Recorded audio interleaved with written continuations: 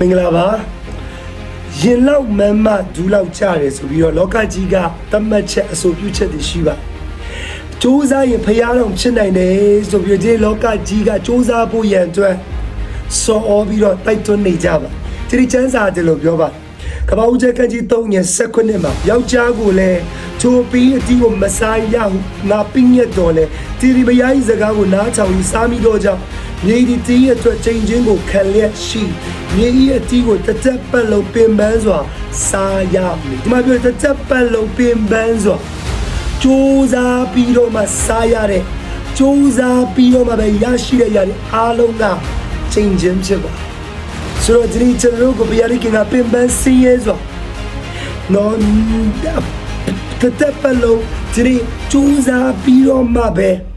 အကျိုးအမြတ်ခံစားစေချင်တော့ဖျားမဟုတ်ပါ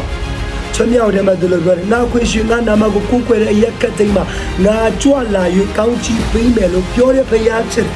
ဒီကျွန်တော်တာဝန်ကကိုးကွယ်ခြင်းတည်တော့ဖျားနဲ့ယဉ်ဤကျွမ်းဝင်မှုဖျားရဲ့နဲ့ connection connect လုပ်ဖို့ရအတော့ပဲချက်ပါ hallelujah အဲ့ဒီ connection ထဲမှာကြွလာ၍ကောင်းချီးဆိုတဲ့ဟုတ်တယ်စနေစနေမှာလည်းဒီလိုပဲဘယ်ကင်ပေးတဲ့ကောင်းကြီးမင်္ဂလာဝမ်းနေခြင်းနဲ့မယောနော်ဘူးလေ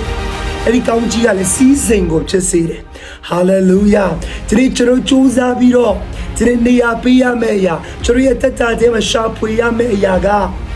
ဖခင်ရဲ့ကောင်းကြီးမင်္ဂလာဖြစ်တယ်ဆိုတဲ့အရာကိုဒီနှုတ်ကပတ်တော်ကြီးခွာပေးခြင်းနဲ့အရောက်တန်ဖခင်ကောင်းကြီးရှိပါစေ